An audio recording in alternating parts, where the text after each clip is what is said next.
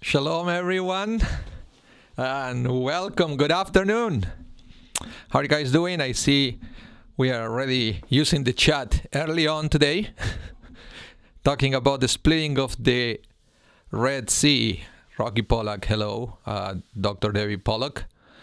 So far is the Pollock day today. Is there anybody else whose last name is not Pollock? Please say something in the chat. Otherwise, it's kind of funny. So, Rocky, you want to know how Moses did it, how he parted the sea? Well, I don't know. Hi, Rena. Hello, Eric. Welcome. Welcome. Yeah, I don't know how Moses parted the sea, actually, other than it was through God. Moses was just an instrument in the hands of God. Moses didn't have any power himself. Hello, Judy. Welcome. But it will be really interesting to know the trick, right? How to split a sea. Although I challenged them to do it here in Winnipeg in the middle of the winter. That will be something. Can you imagine the splitting of the Cinnamon River with minus 45? Yep. Hello, Shelley. Chag Sameach. Well, yeah, it's a Chag Sameach. I don't know if it's yeah, I guess it's a joyous day. It's Tu Bishvat today. That's why I was explaining to Rocky in the chat that today is the New Year of the Trees, also known as Tu Bishvat. And as we're going to see during the class a little bit, it has nothing to do with planting trees. This is funny how it evolved into a day of planting trees. It's not about that at all. And we're going to see a little bit of the historic context of Tu Bishvat. And yeah. Why did my message came back again? Shalom, you want to chat this open? Okay. Thank you, Debbie. You like the background. It's a forest. It's a forest. Just in honor of Tu Bishvat. I decided to put a little bit of green in the background. Shalom, Jerome, and welcome. Welcome. So again, for all of you who just joined the class, Rena said they can still register for tonight's Tu Bishvat. Yeah, we have a very interesting program in collaboration with Bridges for Peace. It's called the Tu Bishvat Party and Challah Bake. And you can visit our website, www.szwinnipeg.ca, and then go to programs, and you will see all the information about it. In fact, that's what I'm going to do right now, so I can read it for you. Let's see. Upcoming events. You see, it's right there. It's called the Emunah Israel and Friends Challah Bake and Tu Bishvat Party. And it's online tonight. And how do you register for this? Visit the website. The whole information is there. You see? Look, there it is. The whole information is in our website. Go and check it out. And then come back to the class. Don't miss it. Okay, so we are going to study about Tu Bishvat.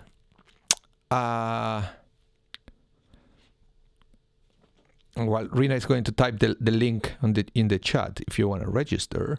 But let me open here what I have here. So the topic of the trees in general is huge in the Torah. The Torah has special laws regarding trees. Not just planting trees, but also enjoying the fruits of the trees. And interestingly enough, the Torah also protects the trees, for example, in case of war. You can't just go and destroy trees because you want. If you're attacking a city, the trees are protected in the Torah. But also the most important law connected to trees is the fact that you cannot plant a tree and go and enjoy the fruits of the tree right away. There is a waiting time, a few years. We're going to read it in a minute. This is from the book of Leviticus. That you have to wait. You have to wait a few years before you can actually start eating the fruits of the trees. Funny thing is, this is a law that is not just for the land of Israel. It's a law that it should be observed everywhere. So technically, if you have a backyard and if you plant a tree, then you have to wait for those years before you can eat for the fruit of those trees. I don't know how many people observe that, but that's the law. If you're an observant Jew, that is what you're supposed to do. Yeah, the 7th year is the Shemitah. Yeah, but you see, Shemitah is only for the land of Israel. The sabbatical year is only for the land of Israel. But the laws pertaining trees is universal. Doesn't matter where you are. Okay? So let's jump into the text, because I want to share this with you from the Torah. And it says right there, Vehitavo el haaretz. When you enter the land and plant various kind of fruit trees, you are to regard its fruits as forbidden. For 3 years it will be forbidden to you and not eaten. In the 4th year, all its fruit will be holy for praising Hashem. But in the 5th year, you may eat its fruit, so that it will produce even more for you. I am Hashem, your God. So this is the thing. So actually, it's in the 5th year that you can eat it. Back at the time of the temple, the 4th year, what you had to do is to take all the fruits, and that is an offering to God. You take those fruits to the temple as an offering, and on the 5th year, you are free to eat it. And yes, on the 7th year in the land of Israel is a Shemitah, is a sabbatical year, and nobody can do anything with any kind of crops, plant, trees, etc. etc. So it's beyond, the 7th year is beyond all these trees or no trees. It's for any kind of produce. But this is something specifically for trees. So we have all these waiting times. There are different theories why we do this. It's good for the land. It's good sometimes at the beginning for the fruits to just fall from the tree, and then the nutrients go back to the earth, and that will be good for the roots. I don't know. The thing is, this seems to be a law to teach us to appreciate the blessing from God. We are patient, and we give also the time for the tree to mature. It's almost like at the beginning, the tree is not ready to give you good fruits. And we always want the best. I talk about this with you many times in the past, right? That for us, it's never good enough. We always want excellent. We always want the best. And at the beginning, that's a fact. The trees are too young and the fruits are not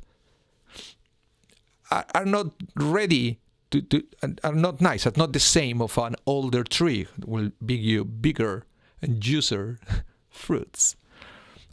Yeah, so Shelly, you said dates, fig, fresh from the tree, sold by sidewalk vendors everywhere. Yeah, where is that? Not in Winnipeg. So let me read this for you. It said the Torah here details regulations associated with fruit trees. Any fruit that grows on a tree during the first 3 years after it has been planted is called orla and is forbidden for consumption. Oh, in Israel, Shelley. Okay, thank you. Okay, so you have to have that in mind. Back in the time of the temple, only at the 5th year you can eat it. It looks like now the temple is not there. Yes, Debbie, you were right. You have to wait only for a year, and only 3 years, and then on the 4th you can eat it because there is no temple. Okay? Yeah, Debbie Pollock. It's interesting that Adam and Eve were forbidden to eat of one tree. Absolutely. This was the first impression that I had when I read this verse. Here we go again with another mitzvah, with another commandment connected to the ability or inability or to eat from a tree.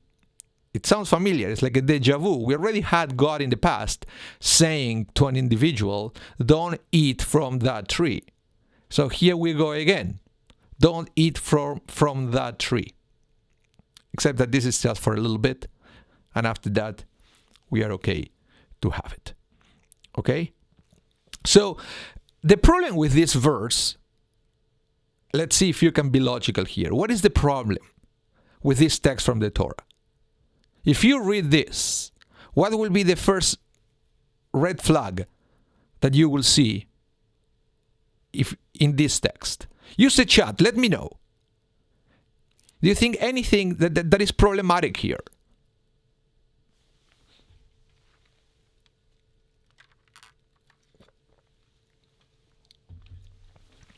Nope. Well, nobody said anything. Okay. So I will give 5 more seconds and then I will answer it.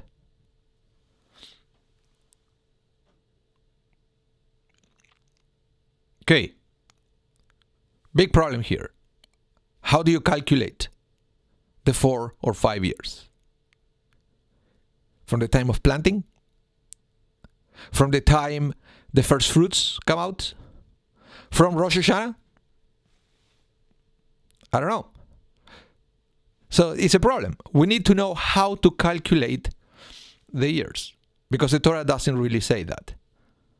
So the Talmud is going to discuss that, and it's going to let us know that actually there are many things in the Torah that we need to know how to calculate years, and depends on the category, we have a different calendar. I don't know if you realize that, and I will give you the easy one.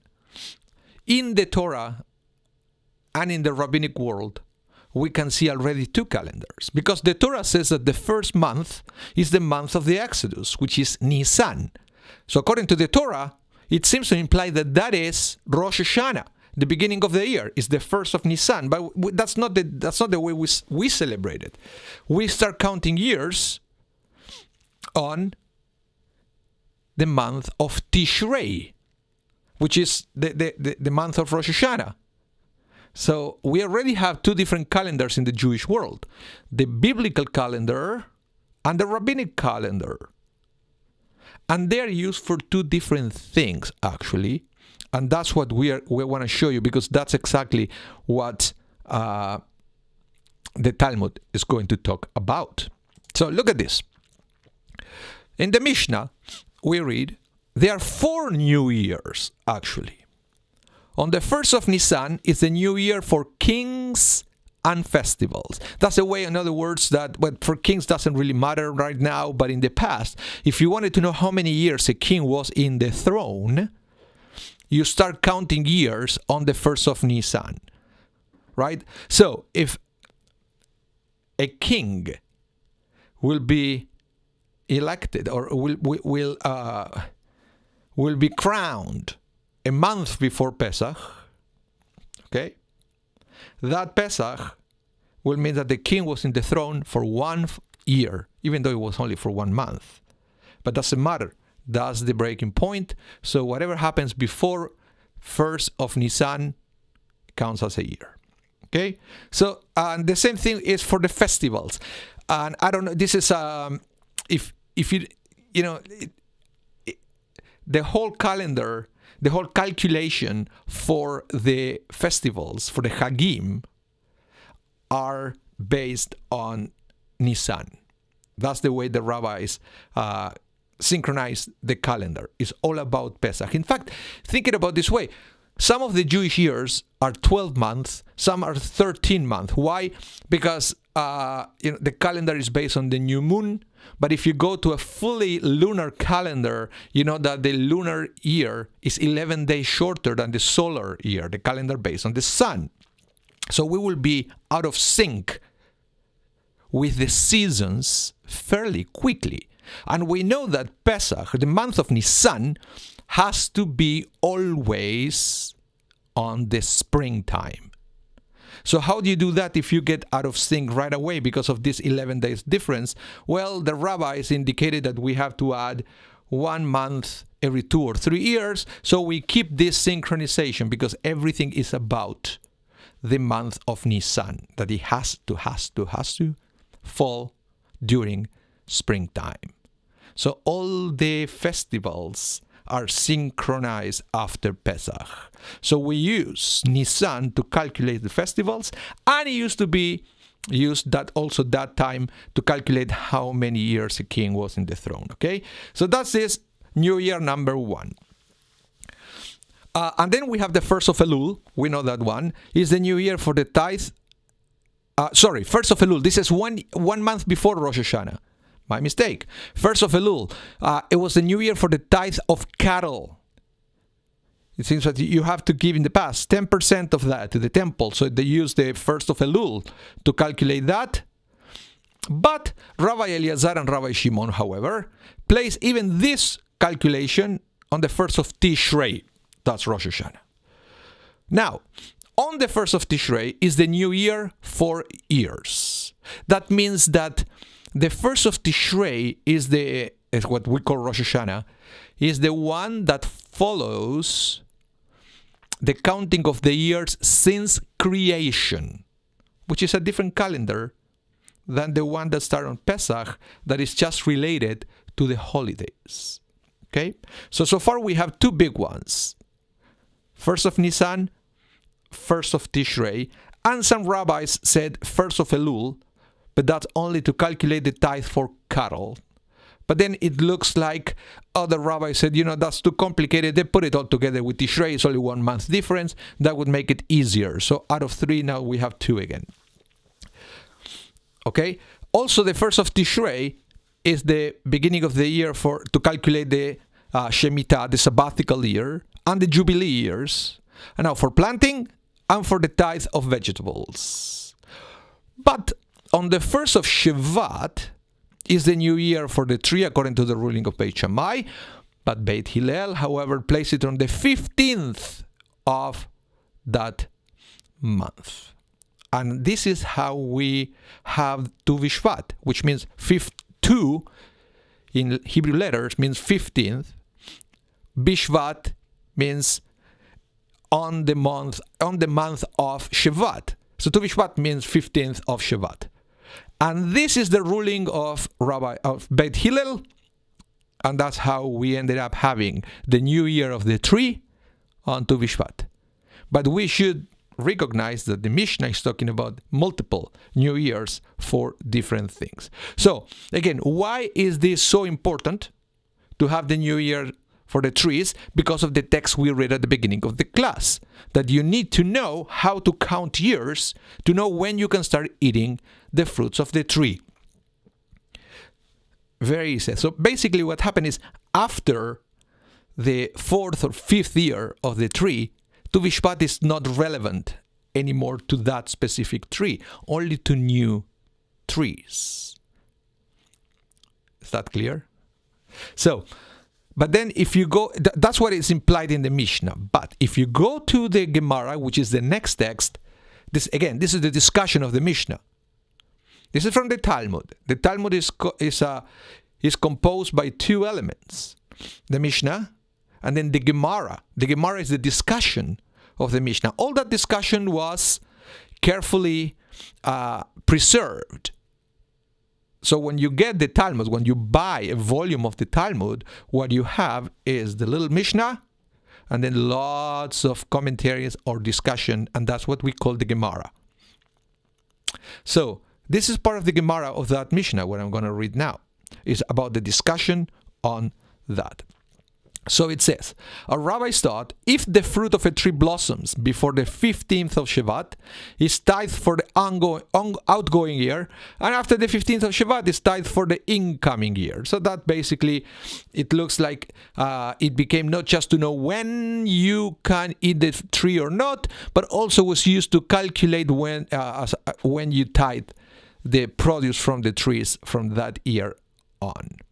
Okay, so that was how it works. Now, in this day and age where we don't have the temple, the only reason why we needed Tu Bishvat is, as I mentioned before, if you plant trees in your house, you need to know when the year number 4 is. Or if you buy a house, you move into a house, you need to know how old the trees in your garden are. Because they are younger than 4 years, then Jewishly, you have a problem. You have to wait until you are allowed by halakha to eat from that tree. Rabbi Pollack, we said this is fascinating. The common law is also full of judgments about how to interpret time limitations. Well, the rabbis try to be very specific. And this is something, if you read the Torah, it needs clarification, and then eventually the Mishnah and the Gemara bring more clarification, so it's very clear what we should do. So after that, between the Mishnah and the Gemara, we have a clear path of what to do with our trees. So even as I mentioned before, the Mishnah has different opinions, but at the Gemara, the rabbis voted, and they decided that the decision of Shammai is the one that we are going to follow. So, Tu Bishvat, 15th day of the month of Shevat, is going to be the new year for the trees. Doesn't matter what other rabbis said before. What do you mean by tithe? Give 1/10 to clergy? Well, in the past was give 1/10 to the temple.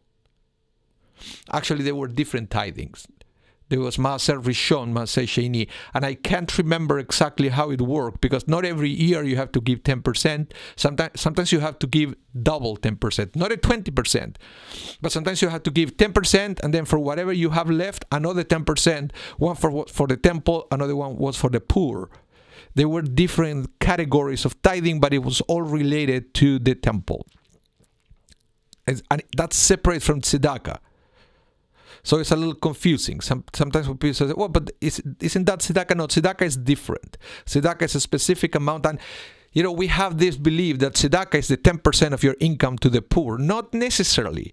Not necessarily. What the rabbi said is that the 10% for tzedakah is common practice, but it's not really a law that you have to give 10%. So these are two different things. One is the tithing, the 10% that you used to give to the temple, and the other thing is tzedakah. Okay? So, yeah. I will say otherwise in these days, 10% of the fruit for the clergy. If you're a clergy, you better like fruit. Right? And I can imagine living in Winnipeg, I will receive lots of crab apples and stuff like that. That's what grows here. What else do people plant here in Winnipeg? Tomatoes, maybe, but that, I don't know. Is that a fruit? Yeah, I guess that's a fruit. Tomatoes.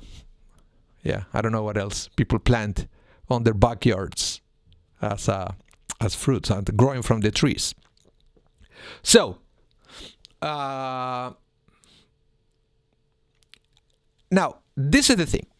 Okay, as I mentioned before, the temple doesn't exist anymore.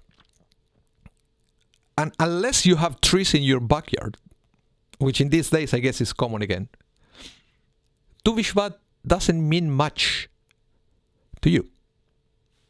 What else do you need Tu Bishvat for? Many of the things that we do in Judaism went through this particular, what's the word? Problem. Including many of the festivals.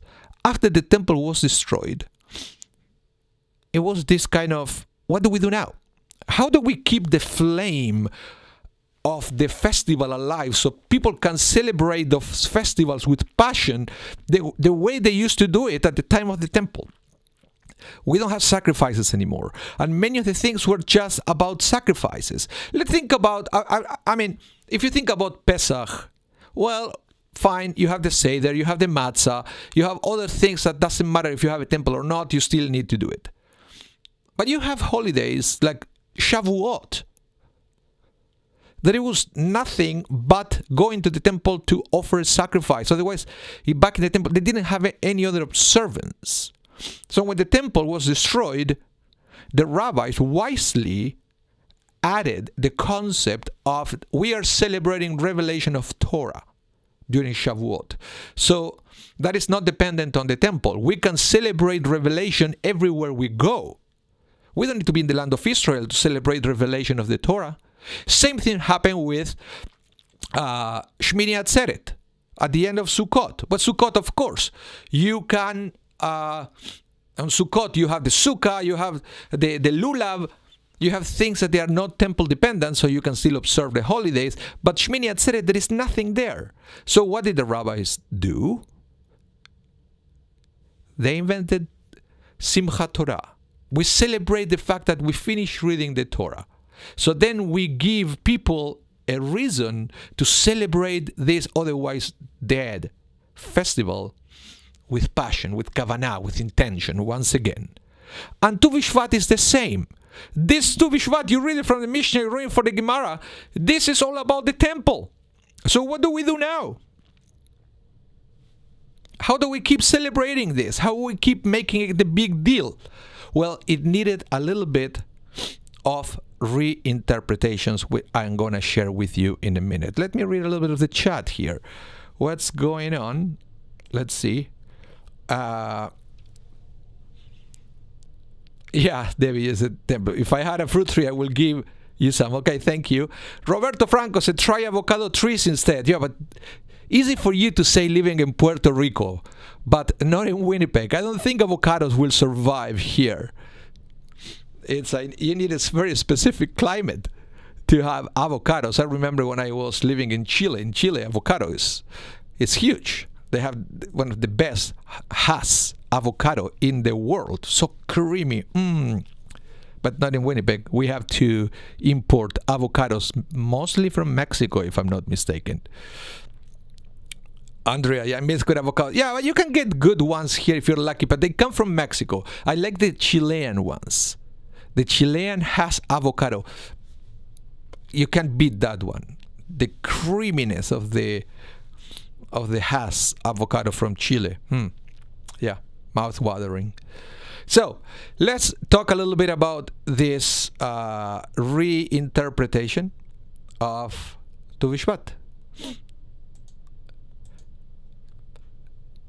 Let me switch up here. You see, this is coming. Look who wrote this. This is a rabbi from Poland. This is already almost 2,000 years after the destruction of the temple, right? So this is what Judaism became in the diaspora. This is a perfect example of something that used to be observed back at the temple time, but now was reinvented to make sense for people of the time. So this rabbi said, it is not called the Rosh Hashanah for the trees, plural, but for the tree, singular. Whenever the word tree is used, it always refers to Torah, which is called Etz Chaim, the tree of life. Also, the Jewish people are referred to as apples hanging on the tree of the orchard. The tree here referring to God himself. Therefore, Tu Bishvat is also the celebration of the unique and intimate relationship the Jewish people have with their God, and a day to pursue that closeness. Perfect example of a festival reinvented.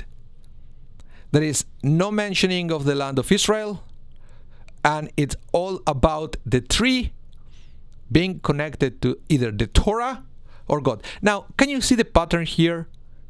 How Shavuot didn't have any meaning after the destruction of the temple. What did the rabbis say? Okay, revelation of the Torah. Shmini Atzeret didn't have much for us to do because we don't have the temple anymore. What did the rabbis do? Oh, celebration that we finish reading the Torah. Tu Bishvat doesn't offer much for us anymore. What did the rabbi say? It's also a celebration of Torah. Why? Because at the end of the day, if you look closely, it's almost like temple-centered Judaism became Torah-centered Judaism. Whatever used to be all about the temple, now it's all about the Torah. Why? Because the temple is geographically located in one location and one location only. There is a specific prohibition of building the temple somewhere else except in Jerusalem. But the Torah, you can take it wherever you go. So it's not a coincidence that the diaspora Jews created a different kind of Judaism that is all about Torah and not so much about the temple, except that, yes, we still have the temple in the prayers. We still hope that one day the temple is going to be rebuilt, but not more than that. Holidays were reinterpreted, and Tu Bishvat is not different. So we have this kind of commentary that I wanted to bring with for you, so you can imagine, you can see what's going on here. But now, it's interesting. I wanted to show you. Yeah, the synagogue. Everything is about the Torah in these days. Yeah, Jerome. Everything it is. Now, I wanted to go back to the concept of choosing Tu Bishvat as the day for the New Year's of the tree. And remember, I mentioned that Hillel and Shammai disagreed on the date. Remember that Shammai said the 1st of Shevat and Hillel said the 15th of Shevat. So it was a disagreement between the two. Eventually it was voted and Hillel won. But this is coming from here.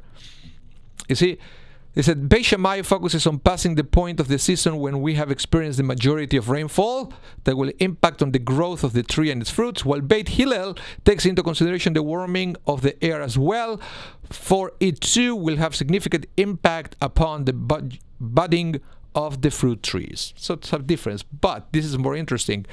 It said Beit Shammai represented the wealthy class whose superior orchards began to form fruits 2 weeks earlier than the trees of farmers with poorer fields. Even in those days, I guess they play politics. Okay? Very interesting. But as I wanted to mention before, there is nothing about the day that is related to the planting of trees. Whether may have served as the source of the Zionist idea of reinventing this day as a day for planting trees. Well, I will wait for you to see if any of you want to answer that question.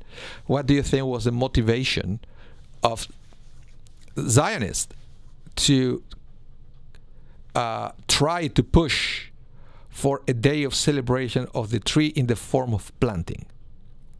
Any idea? Yeah, David Paul said JNF plants tree on this day, but why? Reforestation, but why? Why the reinterpretation towards that path? What do you think?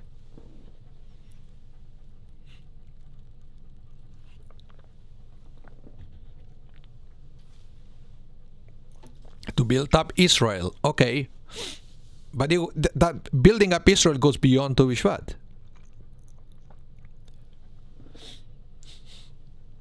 Well, let me give you a teaser of what's coming up here. What you have to understand is a little bit of Israeli politics. I'm not an expert for that. Or somebody told me, to become an expert, all you have to do is to go to Israel for 2 weeks. And I guess I've been only there for 1. So I'm not an expert on Israeli politics. No, actually the joke goes, I've been there in Israel for 2 weeks. To become an expert, I will have to stay for another 2. But never mind. What happened is the funders of Israel, the first Zionists, they were not religious. So they will never go for a Tu Bishvat connected to Torah or connected to God. It means nothing to them. As we said, it means babkes to these people. So they tried to keep it alive because it was part of the Jewish calendar, but it needed to be connected to something else. So if we don't connect it to Torah, because we really don't follow Torah in our daily lives, so they connected it to the trees themselves. And remember, we are talking about the pioneers, where it was all about reforestation of Israel, and to do it so in a secular way. So this was perfect. It's perfect fit. It was a perfect fit. So they transformed Tu Bishvat in the day of planting trees. But if you go back to the Torah, there is nothing about planting the trees on Tu Bishvat. It was just a beautiful reinterpretation to give space to non-religious Jews to embrace and to participate somehow in the celebration of Tu Bishvat. And I will actually say that most traditional Jews will not observe Tu Bishvat by planting trees. They will truly believe that Tu Bishvat is a day of reconnection with Torah and God. Nothing about the trees. As I said, unless they had trees in their backyards. So, with that in mind, let me share this with you. And this is a perfect example, and how at the end of the day also you can put the two worlds together, because also the rabbis believe that planting trees, it is a holy act, and planting trees can also bring you closer to God and to the Torah. So perhaps we are not so distant. If you believe that should be a day of planting trees, or you believe that it should be a day of reconnecting with the Torah, it's all about interpretation. And we have more in common than we believe. Let me share this with you. First, we go to Midrash Rabbah. And Rabbi Yehuda, the son of Rabbi Shimon, began, quoting from Deuteronomy, "After the Lord your God you shall walk, and unto him shall you cling." Is it possible for a human being of flesh and blood to rise up to the heavens and to cling to the divine presence, about whom it is written, "For the Lord your God is a consuming fire"? Rather, just as from the beginning of the world the Holy One, blessed be He, involved Himself only in planting. You see, remember Genesis, and the Lord God planted in the Garden of Eden? So too, when you enter into the land, involve yourselves only in planting. As is written in Leviticus, when you come to the promised land. Beautiful. Beautiful. So here we see that the Midrash is saying that planting trees is a way of emulating God. And we know that we can connect every Jewish value to some sort of emulation of God. We clothe the naked. Why? Because God clothed Adam and Eve when they realized they were naked. We bury the dead. Why? Because God buried Moses when Moses died and there was nobody else to bury Moses. And so forth. You can actually connect every Jewish value to some kind of God action. So if we don't learn it from halakha, you can learn it by analyzing God's behavior. Because we learn to emulate God by fulfilling the mitzvot. And this is no exception. We plant trees, not only because it's good for Israel to plant trees in Israel or in any other country, but because by doing so, we are emulating God. Here you go. So it should be a day where we strengthen our connection with God by planting a tree. So there is no contradiction between the two. You can make a day, you can make Tu Bishvat a day of planting tree, and at the same time a day of connecting to God. Let's see what Avod Rabbi Natan have to say. Rabbi Yochanan ben Zakkai was known to say, if you're holding a sapling in your hand and someone says that the Messiah has drawn near, first plant the sapling and then go and greet the Messiah. Very interesting. Although there is some people said that he was being sarcastic here, Rabbi Yochanan ben Zakkai, in the sense that if you're planting a tree, somebody said the Messiah is coming. First finish the tree and then go check if it's true. So, but it has both interpretation. But in this context, it's beautiful to say, or to try to choose to understand that Rabbi Yochanan ben Zakkai was saying that planting that tree is such a sacred act that even the Messiah can wait for you to finish planting the tree. Any comments so far? Other than avocados and fruits that make me hungry. Anything else? Debbie Pollack, you say, I always thought about Tu Bishvat as planting tree because of JNF. Well, JNF was the one who made it popular. JNF didn't invent it. This connection of Tu Bishvat with planting trees came from the very beginning of the state of Israel, when it became a special day. Just because, again, they tried to give a different life to a holiday that otherwise would be kind of dead in the secular world. So it's nice that at least they gave Tu Bishvat that. Okay, so I wanted to share with you some of the text in the Torah where we actually read about trees and the message that have for us. Because the what's the word? The analogy, not analogy, I lost the word. The symbolism of the tree is very powerful in the Torah. The tree is always an allegory to something else. As we mentioned before, right? The apple on the tree, and that becomes the people of Israel and God. So many times the rabbis, whenever they read something about trees in the Torah, they try to read between lines, and they try to take that as an allegory into something else, into something that we can learn, and it could be good for us. So let's go into it. And I have, for example, this text here from the book of Exodus. And it says, and they came to Elim, and there were 12 springs of water, and 70 date palms. Temarim. Temarim are palm trees. You know, there is this famous song that we sing on the Kabbalah Shabbat. Tzadik katamar yifrach yifrach, tzadik katamar yifrach, hey, and all the kids say hey there. So tzadik katamar yifrach, that's from the book of Psalms, by the way. It said that the tzadik, the righteous person, will be fruitful like the palm tree. And in that case, for example, what the rabbis understand is that the same way that the palm tree takes many years to develop its fruits. In other words, the palm tree is a great thing, but you won't see that great things, meaning the fruits, until many years in the future.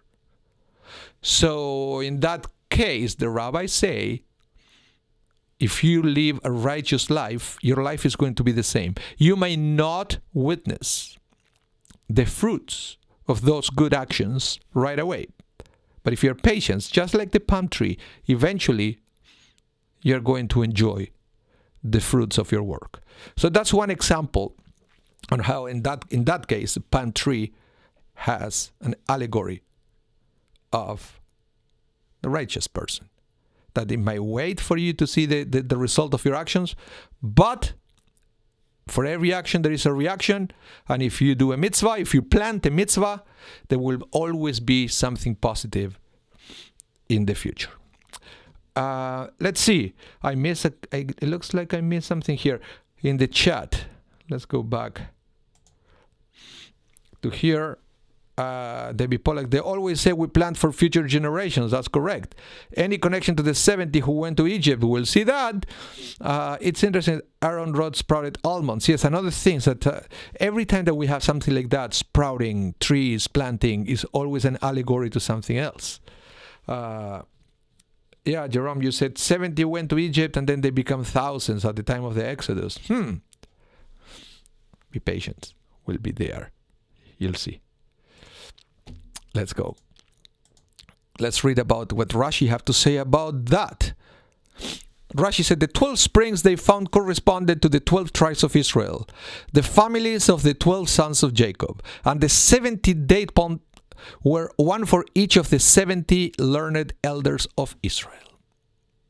You were close, Jerome, close. And basically there is another rabbi now commenting on Rashi, and he will say they were placed there to show individual honor for each of them. Okay? So, and this is something very interesting because it's the understanding that each one of these 70 learned elders of Israel and each one of the tribes were very different from each other.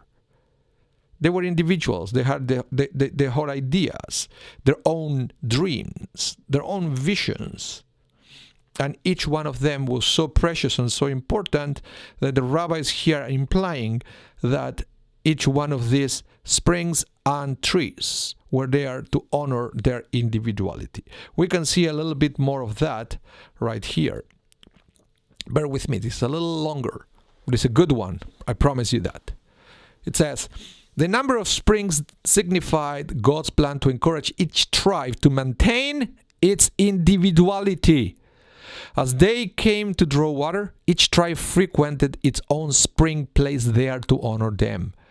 The Talmud enumerated that the tribe of Zebulun had a disposition to sailing and commerce, whereas the tribe of Issachar were sages and scribes. The Torah clearly testifies that God's will that differences should persist. When the people of Israel stood at Mount Sinai, Moses, was commanded to erect 12 monuments corresponding to the 12 tribes. And throughout their journeys in the wilderness, they encamped separately, each tribe under its own flag. Further, when Moshe was commanded to make the garments for the high priest, certain garments had the names of the 12 tribes engraved on them. Every tribe possessed its peculiar characteristics that were a key component to its contribution to the Jewish nation. These characteristics were God-given and therefore mandated maintenance and cultivation. Thus, like a single body needs different limbs and organ systems, each performing its own function according to its makeup to enable the survival of the entire organism, so too the tribes, although unified as one body in brotherhood, had different talents and proclivities. An additional purpose in maintaining the individual status of the tribes was that it reduced the chance of disloyal innovators seizing power and turning the nation away from God. Since each tribe later possessed its own land and talents, this would prevent a renegade tribe from influencing the rest of the children of Israel. Because of this principle, they respected each other's customs and idiosyncrasies, and they learned to refrain from making light of the manners or practices of the other tribes. It was obvious to them that God favored these differences, and they were united by loyalty to one God and His law. Wow. In other words, here the trees and the springs are a symbol of being plural and being able to accept that we think differently and we have different ways of doing things, and we don't make fun of each other because other people make things differently from the way you do it. So it's a beautiful message that we can also learn from the tree. So in this case, you can see how Tu Bishvat, all of a sudden, it's not just about tithing or eating the fruits or not eating the fruits, but if you know where to look for, you will find so many more beautiful messages that we can all enjoy.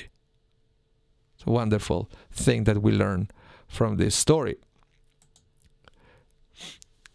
Listen to this. It is commonly observed that there are still differences between groups of loyal Jews in their traditions concerning nuances of Hebrew pronunciation, for example, right? You know the Ashkenazi and the Sephardic one said Baruch Atah, and the other one said Baruch Atah. One go to Shul, one go to Shil. And one go to Beit HaKnesset, the other one go to Knis. They have different ways. We even say things differently. So we have different people having different Hebrew pronunciation, right? Garb and details of their outlooks on issues. Some of these differences might find their way back to those differences expressed by different tribes. However, even for those not traced back to the 12 tribes, we still understand that there is nothing wrong with differences in tradition. Some groups of Jews excel in Torah study, others in prayer, others in act of chesed. And we must learn to appreciate the talents of all of the groups. We are like one unified body with different limbs. It will be unthinkable that one should appreciate one of the organs in the human body, but not the other. Every aspect of the body is necessary and purposeful. So too with the people of Israel. Rocky Pollack said, like, Gid Shabbos. Yeah, Gid Shabbos, Good Shabbos, Shabbat Shalom, etc. Yeah. So Shelley, you said praise of individuality. Well, it's more praise of different traditions within Judaism. That according to this, it should be preserved. It should be preserved and even encouraged. even encourage in certain cases that we should be different, because it is true. And we all know that Jews, that all they do is to study Torah 24/7. They go to yeshiva. That's all they do. Sometimes they don't even leave the building. So they are not, if there is sometimes a natural disaster or an accident and things, and they said, how dare them, they stay there studying Torah while we go and, we help. Basically what it's saying here is maybe there is a place for everybody, because even if everybody would like to go to help physically, there will be no space for everybody to help. So let them study Torah, and you go and don't study Torah and do something else if you're inclined to do so. And then between the two of you, you can make a stronger Judaism, because we need each other. And we all know that there are Jews that they are not into God or not into Torah, but they are great at doing act of kindness. They will volunteer. They will be hands-on social issues. And that should be supported. And that should be encouraged. That should be cheered. And the same thing with people that all they do is to study Torah, because there is also space for that. The problem is when one group try to make everybody else like themselves. That's when we have the problem. And we all know that. Yeah. Shelley, just like good Shabbos. Yeah. Can we switch to Zoom? No, but you see what happened with Zoom is it will be like an endless back and forth, and then it will be very little that we can accomplish. That's the thing. That's the thing. We can. That's why we have some things on Zoom, but this is more for everybody. And also Zoom is very limiting. If you don't have the link, you're out. So, yeah, it's a... Yeah, Rocky agrees with me. So the judge said, no Zoom. So, Debbie, you have to appeal now. You have to go to you have to appeal the opinion of the judge. Okay, so let's continue. Some other interpretations or reinterpretation of the symbol of the trees.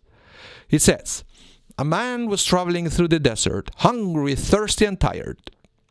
And he came upon a tree bearing luscious fruit and affording plenty of shade, underneath which ran a spring of water. He ate of the fruit, drank of the water, and rested beneath the shade. When he was about to leave, he turned to the tree and said, Tree, O tree, with what should I bless you? Should I bless you that your fruit be sweet? Nah, your fruit is already sweet. Should I bless you that your shade be plentiful? Your shade is already plentiful. That a spring of water should run beneath you? A spring of water is already running beneath you. There is one thing with which I can bless you. May it be God's will that all the trees planted from your seeds should be like you. So, what is this teaching us? What is the other message that we can learn from the trees? What do you think when you read this? What is the Talmud trying to teach us? What is the other thing that we should be learning or talking about on Tu Bishvat?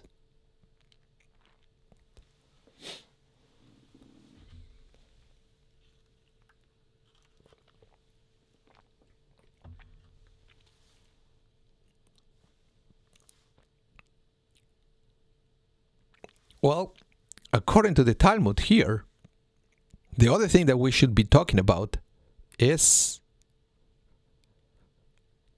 future generations. Yeah, Debbie Pollack. We should talk about values, and we should talk about what we teach our children. Because we all know that it's a famous phrase that the fruit doesn't fall far from the tree or something like that. If somebody knows exactly the quote, please type it there. I can't remember the exact one, but it's the trees has this Oh, an apple does not fall far from the tree. Thank you, David Pollack. Yes. And basically, the trees has this amazing biological properties that from its seeds you will have another tree that it was like the original one. Unfortunately, with human beings, we are not like that, because we have countless of stories where we know that the children are nothing like the parents. Even in the Torah, where you will see it, Abraham, that he had basically only one of his children that followed his teachings. With Isaac was even more evident that between Jacob and Esau, they were way different. Because back in the time, between Isaac and Ishmael, they weren't that different.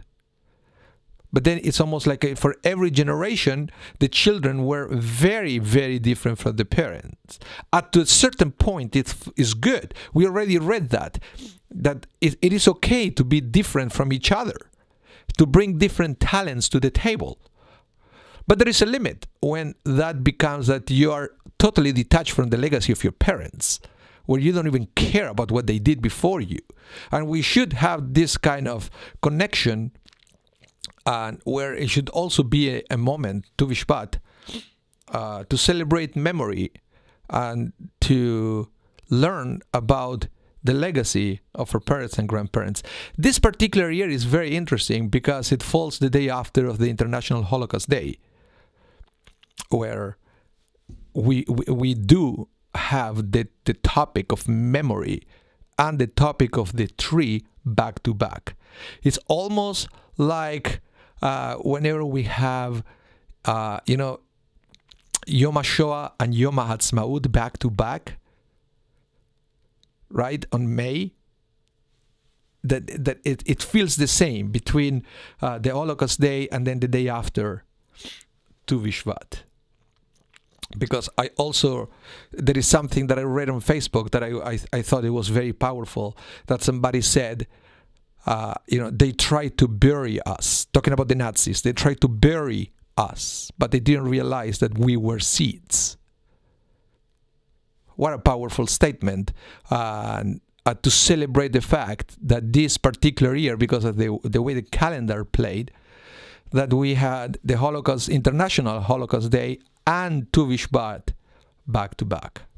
That's a beautiful thing that happened this year. So, talking about this connection between trees and legacies and generations, and to try to replicate our values in our children, and always thinking of what we do today and thinking that whatever we do today is going to affect the future generations. And I would like to close the class with this beautiful text about Honi HaMe'agel. I don't know if you ever heard about this one. Honi was the name. Me'agel means the circle drawer. It looks like this guy was famous for drawing circles on the ground, and he will sit there and he will bargain with God and say, God, until you don't answer my prayers, and will not leave this circle. And that's why he was called Honi HaMe'agel, the circle drawer.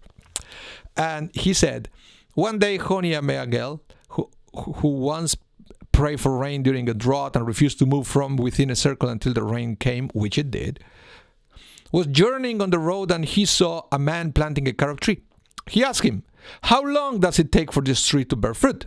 And the man replied, 70 years. He then further asked him, are you certain that you will live another 70 years? The man replied, I found ready grown carob trees in the world. As my forefather planted this for me, so I too plant this for my children. Honi sat down to have a meal and slept, and sleep overcame him. As he slept, a rocky formation enclosed upon him, which hid him from sight, and he continued to sleep for 70 years. When he awoke, he saw a man gathering the fruit of the carob tree, and he asked him, are you the man who planted this tree? The man replied, no, I am his grandson. Thereupon he exclaimed, "It is clear that I slept for 70 years." But it's a beautiful thing that, when we see a tree, one of the things that we have to remember in Tu Bishvat is our responsibility to continue something that we received from previous generations. How many times we think about that, right? That we are what we are because somebody else did something else before us, right? Our parents, our grandparents, they work hard. They did so many things so we can have it easy today. So we have a responsibility, and we learn this by looking at the trees, that we have to be the same with our children and grandchildren, that we also have a responsibility with them. And that includes whatever we do for the planet and so many other things. That we have a responsibility not only with the past, not only with the present, but also with the future. So, thank you so much to everyone for being there. Once again, happy Tu Bishvat. And I hope you find some kind of message that is coming from the trees that it will be meaningful for you. Because I hope you saw during the class that there is always room to add more meaning to Tu Bishvat. Since it's not anymore about the temple, then we can all help to make Tu Bishvat a more meaningful holiday or festival for the Jewish people. So thanks again. Remember, you can still register for the special activity that we have for Tu Bishvat tonight. It will be beautiful. And David Pollack, just for you, is going to be on Zoom. So you can still register and be part of that tonight. On Zoom, I will be there singing some songs. Bringing a greeting from Sharizedek. Rena will be there also showing how to make challah and so many nice things. Okay, thank you all. I hope to see you soon. Remember, we have services twice a day, 7:30 a.m. and 6 p.m. almost every day, except Fridays we have 7:30 and 5:30. Saturdays, 10 a.m. and 6 p.m. and Sundays, 9 a.m. and 6 p.m. Thank you all. Visit our website and remember to subscribe and hit the bell to be notified every time we go live, every time we upload something to the net. Bye now. Stay safe. Have a wonderful day. Happy Tu Bishvat.